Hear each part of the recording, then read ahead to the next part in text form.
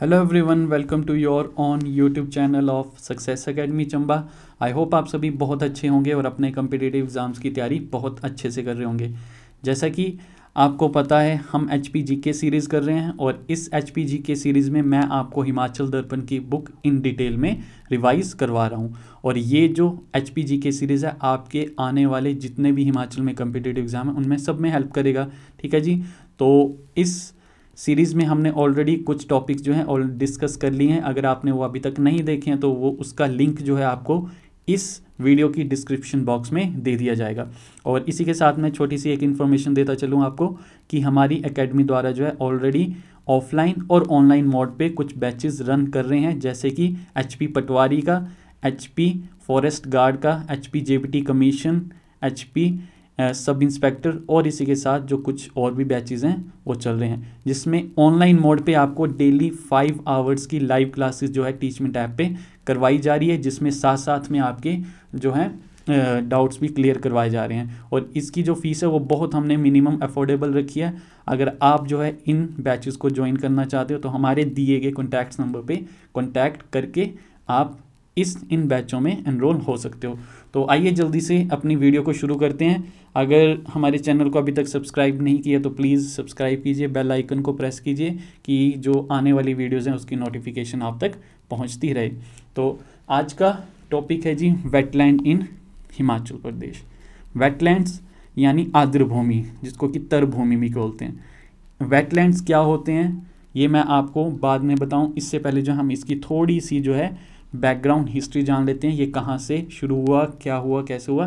तो आइए शुरू करते हैं 1971 में। ठीक है, 1971 में एक international conference on conservation of wetland की जाती है। किसके द्वारा की जाती है? अलग अलग देशों को, यानी जो जितनी भी कंट्रीज़ हैं वो मिलके जो है एक इंटरनेशनल कॉन्फ्रेंस करते हैं। किसके ऊपर? कंजर्वेशन ऑफ वेटलैंड्स के ऊपर। कब? 2 फरवरी 1971 में करते हैं। ठीक है, अब ये होती कहाँ पे है? तो ये होती है आपकी ईरान के रामसर में। ठीक है, ईरान आपका देश है और रामसर क्या है? उस देश का एक शहर है। दोबारा से एक बार आपको रिपीट कर देता हूँ कि 1971 2 फरवरी 1971 में इंटरनेशनल कॉन्फ्रेंस जो है अलग अलग देशों द्वारा जो है एक साथ मिलके की जाती है ऑन कंजर्वेशन ऑफ वेटलैंड्स में। कहाँ होती है? ईरान के रामसर शहर में। अब ये एक क्वेश्चन आता है कि ईरान रामसर जो है किस सी के किनारे है? तो वो है आपका कैस्पियन सी के किनारे। अब इसमें जो है कंट्री मेंबर कितने हैं? तो पहले थे आपके 169 और अब ये हो चुके हैं 170, यानी 170 इसमें कंट्री मेंबर जो है इस ट्रीटी में इन्वॉल्व हैं। अब ये मीटिंग होती है 1971 में, पर इस मीटिंग के बाद अब ये जो आपका वेटलैंड कंजर्वेशन है ये लागू कब होता है, यानी ये अपने फोर्स में कब आता है? तो 75 में। एग्जामिनर आपको जो है वो कंफ्यूज करते हैं, पर आपने बिल्कुल भी कंफ्यूज नहीं होना है। हाँ, मीटिंग हुई कब हुई थी आपने याद रखना है, 2 फरवरी 1971 में, पर ये लागू कब हुई ये ट्रीटी? ये हुई 75 में। ठीक है, और इंडिया ने इसको कब ज्वाइन किया था? 1982 को। देखिए जी, 3 डेट आपने याद रखनी है। 71 में इंटरनेशनल कॉन्फ्रेंस होती है, लागू आपका 75 में होता है, और इंडिया कब ज्वाइन करता है? 1982 में। अब वर्ल्ड वेटलैंड डे, ठीक है, वर्ल्ड वेटलैंड डे जो है वो कब मनाया जाता है? तो 2 फरवरी को मनाया जाता है हर साल। अब क्वेश्चन इससे क्या आता है? क्वेश्चन ये आता है कि वर्ल्ड वेटलैंड डे कब से मनाया जाने लगा, यानी हर साल कब से यानी मनाया जाने लगा, शुरू कब से हुआ?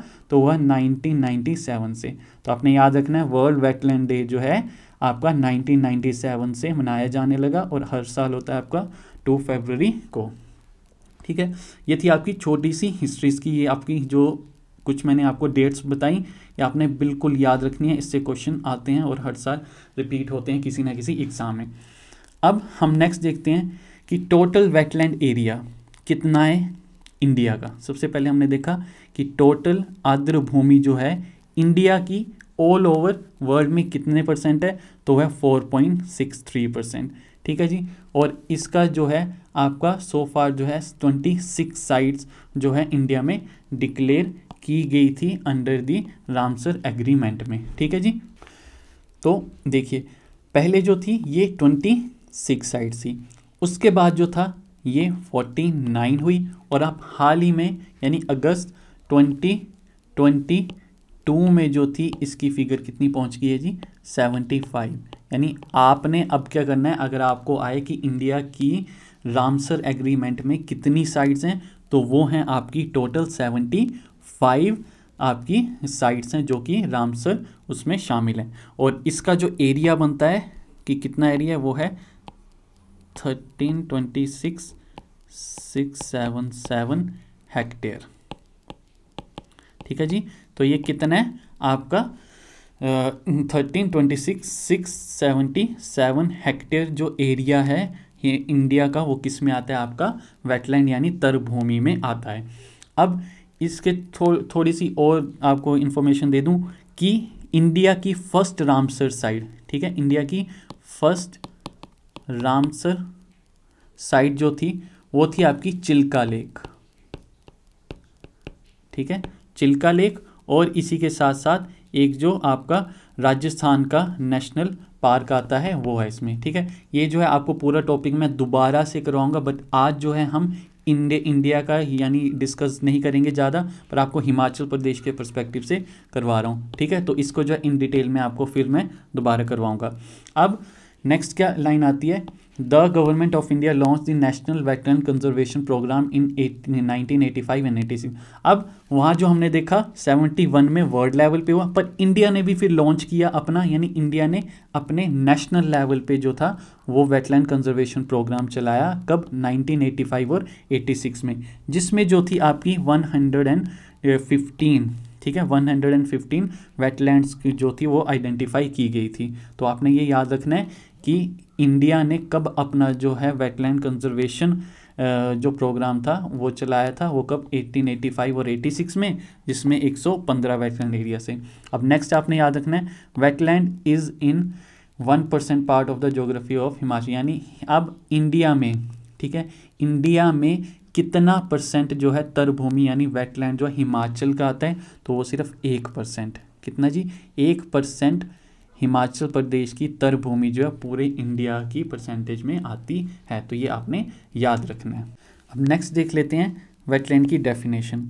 According to the Ramsar convention, marsh, fenland and आपके वेटलैंड और artificial, natural, permanent, temporary, stagnant water on moving water and fresh saline water area are called wetland. यानी इनका बोलने का मतलब है वो एक स्थान यानी वो एक जगह जहाँ पे जो है आपके दलदल या दलदल सी जगह हो या तर हो, यानी तरभूमि जहाँ पानी की नमी की यानी जो मिट्टी में जो नमी की एक प्रेजेंस है वो होनी चाहिए, या ये जो है आर्टिफिशियल भी हो सकती है। ठीक है जी, आपकी आर्टिफिशियल भी हो सकती है, नेचुरल भी हो सकती है, परमानेंट भी हो सकता है। ये जो लैंड है ये जो आपका तरभूमि लैंड है, और आपका टेम्परेरी भी हो, और ये लवण युक्त यानी स्टैग्नेंट वाटर होता है, लवण युक्त, और मूविंग वाटर जो फ्रेश वाटर जो है मूव करता रहता है वो भी हो सकता है। तो ये थी इसकी definition. It also include ocean area where the depth does not exceed 6 metre even the during the low tides. ठीक है, ये इतना इंपॉर्टेंट नहीं है, बस आपने जो है याद रखना है। वैसे आपको जो है डेफिनेशन पूछी जाती नहीं है। ठीक है, तो इसमें जो है नेक्स्ट आपका आता है कि इम्पोर्टेंस क्या है आपकी वेटलैंड्स की। सबसे पहले जो है वेटलैंड्स जो है क्लीन वाटर फॉर ह्यूमन। ठीक है, मानव के लिए जो है एक स्वच्छ जल जो है हमें पानी जो है वो प्रोवाइड करता है। फिर controlling the flow of water and floods, यानी जो है ये पानी के बहाव को जो है नियंत्रण करता है और बाढ़ को, ठीक है, बाढ़ को आने से रोकता है। फिर manufactures of fish and food products. ठीक है, अब ये अगला क्या कहता है, मछली एवं भोजन पदार्थों के जो जितने भी उत्पादन हैं उनमें ये हेल्प करता है। Flora, bio organism, microbial organism, water absorbed from the soils, recreation sprouts, venues and tourist sites. अब ये जो है आपका जितनी भी वनस्पति जीव संरक्षण और ये जितने भी आपके जो टूरिस्ट प्लेसेस हैं उनको भी ये इंटरेक्ट करता है। ठीक है, फिर providing hydro electricity and irrigation facility, आपकी जो है ये जल विद्युत या और जो इरिगेशन सिंचाई के लिए जो पानी होता है वो भी ये प्रोवाइड करता है। ठीक है, फिर आते हैं reducing pollution, reducing waste water treatment and sewage dirt. ठीक है, तो लास्ट केस में बताया कि प्रदूषण को ये कम करता है और अपशिष्ट जो जल उपचार होता है उसमें, और आपका जो है बाकी चीज़ों में भी ये हेल्प करता है। अब नेक्स्ट इम्पोर्टेंट आपका जो इसमें है उसको देखते हैं। Under the wetland of international importance, यानी वेटलैंड इंटरनेशनल इंपॉर्टेंस के परस्पेक्टिव से 3, ठीक है, 26 में से, यानी जो इंटरनेशनल उस पर आती है 26 आउट ऑफ आपकी जो है international signification are the in the wetland of Himachal Pradesh. यानी अब 3 जो है वेटलैंड इंटरनेशनल लेवल पे आती हैं हमारे हिमाचल की, तो वो कौन कौन सी है? नंबर फर्स्ट है आपकी चंद्रताल लेक, यानी चंद्रताल वेटलैंड बोलेंगे इसको, फिर पोंग डैम लेक, फिर रेणुका वेटलैंड, ठीक है। तो आपने याद रखना है कि इंटरनेशनल इंपॉर्टेंस यानी अंतर्राष्ट्रीय, किसके? अंतर्राष्ट्रीय महत्व, ठीक है, अंतर्राष्ट्रीय महत्व की, यानी जो 26 में से जो 3 हैं वो हिमाचल प्रदेश की वेटलैंड्स हैं। कौन कौन सी? चंद्रताल, पोंग डैम और रेणुका, ठीक है, are the wetland international importance, जिसमें से जो है रेणुका आपकी हिमाचल की as well as your India की सबसे छोटी वेटलैंड एरिया है। यानी जो रेणुका वेटलैंड है वो हिमाचल प्रदेश का ही नहीं पूरे इंडिया का, ठीक है, इंडिया लेवल पे यानी जो नेशनल लेवल पे जो है सबसे छोटी आर्द्रभूमि आपकी है ये। तो ये आपने याद रखना है। 3 है कुल आपकी इंटरनेशनल इंपॉर्टेंस में, कितनी है? 3 है। और कौन कौन सी है आपकी? चंद्रताल, पोंग डैम और रेणुका, जिसमें रेणुका सबसे छोटी है, ठीक है। अब नेक्स्ट आता है in Himachal Pradesh there is a total of 92 wetland. अब हिमाचल प्रदेश में कितने वेटलैंड है आपके? 92 वेटलैंड है, विच इज़ वन और part of the geographical area, ठीक है, जो कि आपकी जोग्राफिकल एरिया है। Out of this 92 swimming pools, 85 आपकी नेचुरल लेक्स हैं और 7 मैन मेड लेक्स हैं। यानी इसमें जो है आपकी कितनी आती हैं? तो आती हैं 92, ठीक है, स्विमिंग पूल्स हैं इसमें, ठीक है, 85 जो है नेचुरल लेक्स हैं और आपकी जो है 7 मैन मेड लेक्स हैं। तो ये आपकी कुछ इसके लिए, ठीक है। Renuka selected as a nationally in the heritage of 2005। अब इंडिया को जो है नेशनल लेवल पे कब सिलेक्ट किया गया था? वो सिलेक्ट किया था 2005 में। पोंग डैम को जो था डिक्लेयर किया गया था नेशनल लेवल पे आपके 94 में। फिर इसको जो है 94 में यानी आपके नेशनल लेवल पे इंडिया की जो रामसर कन्वेंशन हुआ था उस पर 94 में सिलेक्ट किया। फिर इसके 2002 में इसको रामसर यानी इंटरनेशनल साइट में जोड़ा गया। तो ये था आपका रामसर साइट का कुछ जो इम्पोर्टेंट जो फैक्ट्स है वो आपके साथ डिस्कस किए, या आपने पूरे जो है अपने एक नोटबुक में या ऐसे याद रखने, ऐसे नहीं तो नोटबुक में अगर आप लिखोगे तब मच बेटर है कि आपको जो है दोबारा रिवाइज करने में भी ये हेल्प करेगा। तो ये था आपका वेटलैंड्स के बारे में। अब नेक्स्ट देखते हैं छोटा सा टॉपिक जो है वो द कवर ऑफ फॉरेस्ट, ठीक है, the cover of forest in the Himachal Pradesh, यानी हिमाचल प्रदेश के फॉरेस्ट और ये कितना कितना एरिया कैसे कैसे आता है। तो सबसे पहले हम देख रहे हैं कि 66.52, ठीक है, 66.52% of total area of Himachal Pradesh in आपका 2009, यानी आपका ये जो पूछ रहे हैं कि अब 66 पॉइंट, यानी ये बता रहे हैं कि 66.52 जो है टोटल एरिया ऑफ हिमाचल प्रदेश जो है वो किस में आता है? फॉरेस्ट में आता है, ठीक है। तो ये अब क्या नेक्स्ट बोलने की कोशिश कर रहे हैं कि हमारे टोटल एरिया, ठीक है, हिमाचल प्रदेश के टोटल एरिया में से 66.52, ठीक है, परसेंट पे अगर इसको स्क्वायर किलोमीटर पे कर दें तो ये कितना बन जाएगा? 37033 पर जो है फॉरेस्ट हैं, ठीक है। ये थोड़ा कॉम्प्लिकेटेड है पर समझने की कोशिश कीजिए कि ये बता रहे हैं कि टोटल एरिया ऑफ हिमाचल प्रदेश में से 66.52 जिसका जो है स्क्वायर किलोमीटर में अगर कन्वर्ट करें तो ये कितना होगा? 37.33 किलोमीटर पर, जो कि फिर अब ये कितना बनेगा आपका? 14,697% जो स्क्वायर किलोमीटर है वो है आपका 1 है, यानी उस पे जो है आपके एक्चुअल में 1 है। पर अब क्या हुआ कि ये था 2019 में, पर 2021 में अगर फॉरेस्ट डिपार्टमेंट के अकॉर्डिंग जो देखिए उनका जो रिकॉर्ड है वो इसमें थोड़ा सा जो है अब बड़ा है, हमारा जो एरिया फॉरेस्ट एरिया वो बड़ा है। वो कितना बड़ा था? वो बड़ा था आपका 915 स्क्वायर किलोमीटर, यानी 915 स्क्वायर किलोमीटर जो है अब हमारा फॉरेस्ट एरिया जो है वो बड़ा है, ठीक है। अब ये कितना हो जाता है? अब इसमें अगर हम ऐड कर लें तो ये टोटल हो जाएगा 37,948 स्क्वायर किलोमीटर, ठीक है जी। समझने की द्वारा मैं आपको बता रहा हूँ कि 66.52% जो है वो हमारे टोटल एरिया का जो बनता है यानी स्क्वायर किलोमीटर में 37,033 ये बनता है फॉरेस्ट हैं इन पे, इस इतने एरिया पे फॉरेस्ट हैं, जो कि ये 2019 तक था। पर 2021 तक ये जो है बढ़ा है आपका, यानी 915 स्क्वायर किलोमीटर जो अब हमारा एरिया बढ़ा है, और ये अब कितना हो गया है 37,948 हो गया है, कितने से 55,673 स्क्वायर किलोमीटर में। अब इनका जो बोलने का मतलब है जो एक्चुअल में जितना अब आप इसका जो है परसेंटेज कर सकते हो, यानी ये राउंड अबाउट जो है 35%, यानी 35% एरिया पे एक्चुअल में जो है वो फॉरेस्ट हैं आपके, ठीक है। तो अब ये जो हो जाएगा यहाँ हो जाएगा ये 37,948 स्क्वायर किलोमीटर, ठीक है।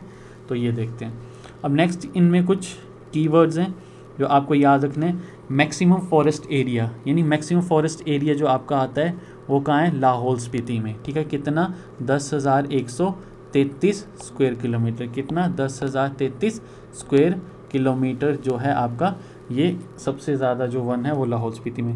लोएस्ट आपका जो है वो कहाँ है, लोएस्ट फॉरेस्ट एरिया जो है वो है आपका हमीरपुर में, वो है आपका 219 स्क्वायर किलोमीटर, ठीक है। अगर सबसे ज़्यादा मैक्सिमम जो है वो जो है कहाँ है आपके, यानी मैक्सिमम अगर बोलेंगे सर्वाधिक वन जो हैं वो कहाँ है, लाहौल स्पीति में, और सबसे कम वन जो है आपका हमीरपुर में है, ठीक है। अब नेक्स्ट आता है maximum forest covered area is in, यानी अब आपका जो ये दूसरा पूछें कि सबसे ज़्यादा वनों वाला क्षेत्र कौन सा है, यानी वनों वाला क्षेत्र यानी वनाच्छादित क्षेत्र कौन सा है, तो वो है आपका चंबा, कितना, वो है आपका 2,436 स्क्वायर किलोमीटर। फिर सबसे लीस्ट यानी सबसे कम वनाच्छेद, यानी अगर हम सिंपल लैंग्वेज में बोले जो सबसे घने जंगल होते हैं वो कहाँ है आपके, तो वो है आपके लाहौल स्पीति में सबसे कम है, और सबसे ज़्यादा का है चंबा में है, ठीक है। फिर मैक्सिमम फॉरेस्ट एरिया, अब सबसे ज़्यादा फॉरेस्ट एरिया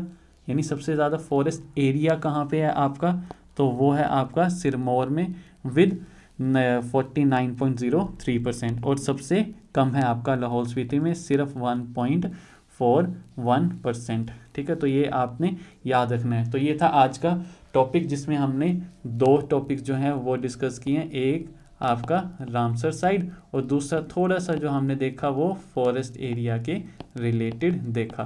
तो अब जो नेक्स्ट टॉपिक में हम डिस्कस करेंगे और इसके आगे फर्दर जो टॉपिक्स बनेंगे, तब तक के लिए आप जो है हमारा ये वाला लेक्चर और प्लस जो पीछे करवाए उनको सबको आप जो है रिवाइज कर सकते हैं। तो नेक्स्ट टॉपिक पे मिलते हैं, एक नए इंटरेस्टिंग टॉपिक आपके लिए लेकर आएंगे इसी का ज्योग्राफी के रिलेटेड ही। तब तक के लिए गुड बाय, टेक केयर, जय हिंद, जय हिमाचल।